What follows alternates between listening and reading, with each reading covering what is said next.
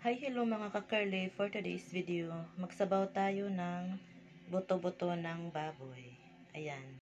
Malinis na po yan mga ka-curly. Lagyan natin ng patis at saka magic sarap. Tapos itabi muna natin, ihanda muna natin yung ibang mga sangkap.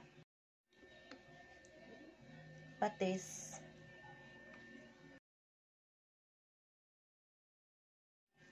Magic sarap.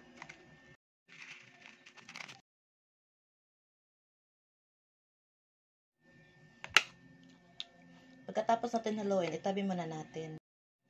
Dahil ihanda muna natin yung ibang mga sangkap. Mga ka-curly, hindi ko na po igisa yung karning baboy. Nakasalang na po yung kawali. Tapos lagyan natin ng tubig.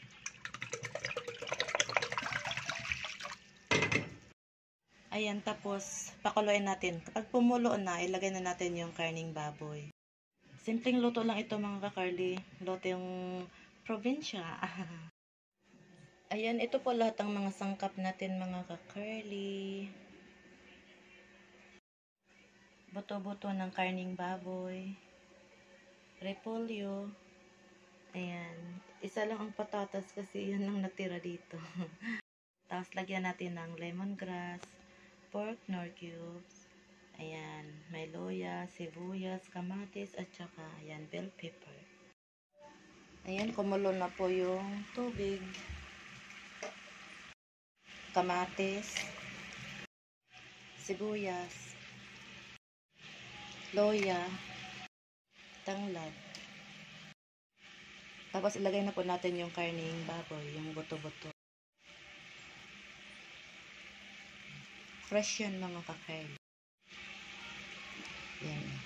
Kinamay ko na lang. Linis naman kamay ko.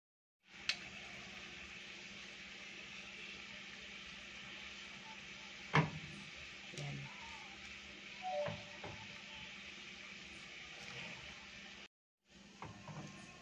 Ito, hindi na natin ilagay.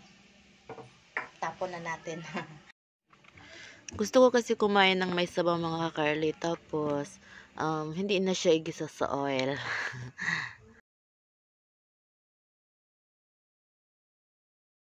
Ito, tanggalin natin. Ayan.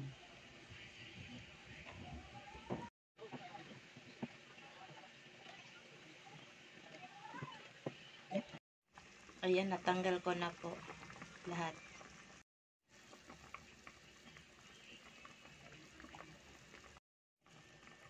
Pork nor cubes.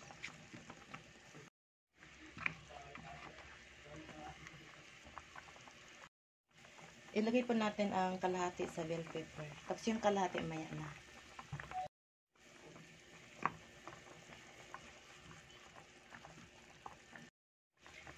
Takpan po natin.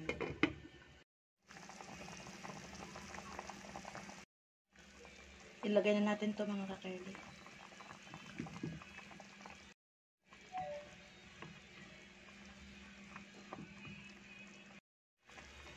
Takpan po natin hanggang lumambot.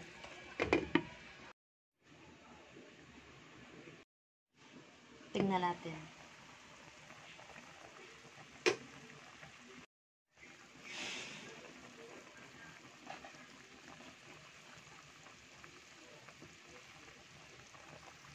Dagdagan po natin ng tubig.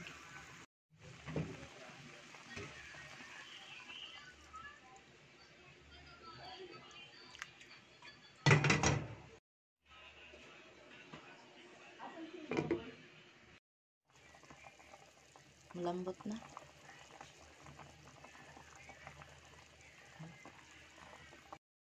Tikman po natin.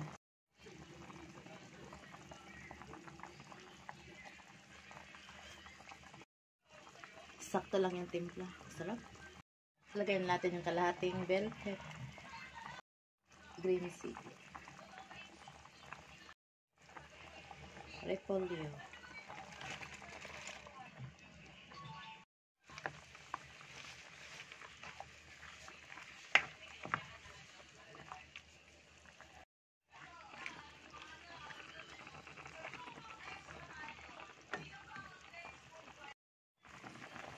Takpan natin. Bilis lang yan maluto mga ka-curly. Ayan. kukong po natin ang repolyo. Luto na po yun, patayin na natin. Ito na po yung finished product natin mga ka-curly. Yung sinabawang buto-buto ng karning baboy. Ang bango, sarap.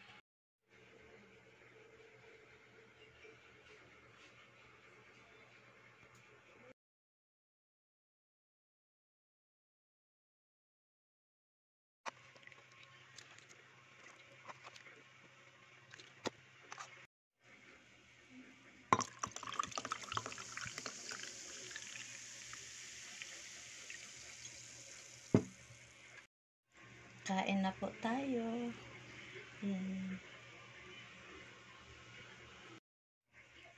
Ang sarap po ng sabaw.